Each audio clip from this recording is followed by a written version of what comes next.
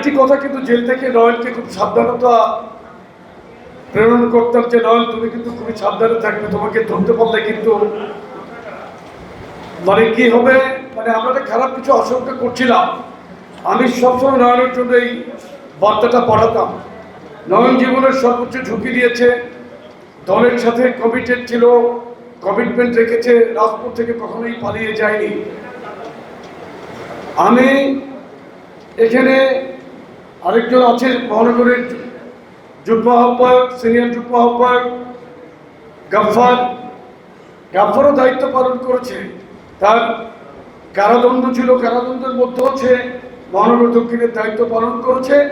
তো নয়ন খুবই জীবন সংকটে ছিল, মহান আল্লাহ তাকে হেফাজত করেছেন আলহামদুলিল্লাহ। আজকে আমাদের সবচেয়ে বড় পরম প্রাপ্তি কি জানেন? এই যে একটা খোলা মুক্ত বাতাসে শ্বাস নিতে পারছি। আজ থেকে 2 বছর আগে আমাদের কি অবস্থা ছিল?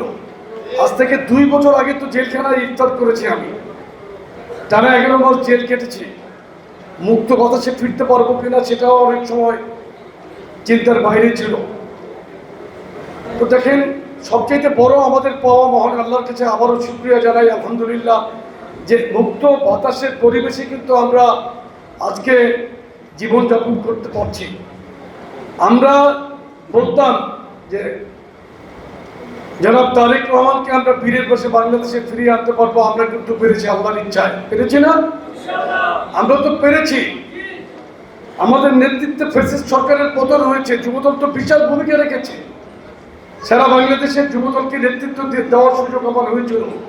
যুবদলের প্রত্যেকটা মহানগর জেলাকে আমি যেভাবে ইনস্ট্রাকশন দিতাম তারা পালন করেছে। বিশেষ করে জুলাইয়ের যে গণঅভ্যুত্থান, এই গণঅভ্যুত্থানে সরাসরি আমরা সকলেই কিন্তু মাঠে ছিলাম। হ্যাঁ, নতুন লোক তো আসবেই। চোরাবালি থাকে না, সমুদ্রের চোরাবালি থাকে, আপনি কিন্তু বুঝতে পারবেন না। আপনি এখানেও কিন্তু দেখবেন যে চিন্তা করলে যে 10-20% কিন্তু নতুন মুখ দেখতে পারবেন। এই স্রোত কিন্তু আপনি আটকে রাখতে পারবেন না, কিন্তু আপনাকে কেয়ারফুল থাকতে হবে। যেটা আমি থাকি, আমি কখনো কোনো জায়গায় কোনো নতুন কোনো লোককে কিন্তু আমি প্রশ্রয় দিই না, আমি নিজে দেই না। না দেওয়ার কারণে হয়তো মহানগর ঢাকাতে আপনারা সেটা স্রোতটাকে কন্ট্রোল করতে পারছেন, আশা করি পারবেন। অনেক ধরনের বদনাম অনেকে করে যাচ্ছে, আপনারা কিন্তু এই বদনাম থেকে দূরে থাকার জন্য নিজেকে আপনারা চেষ্টা করতে হবে।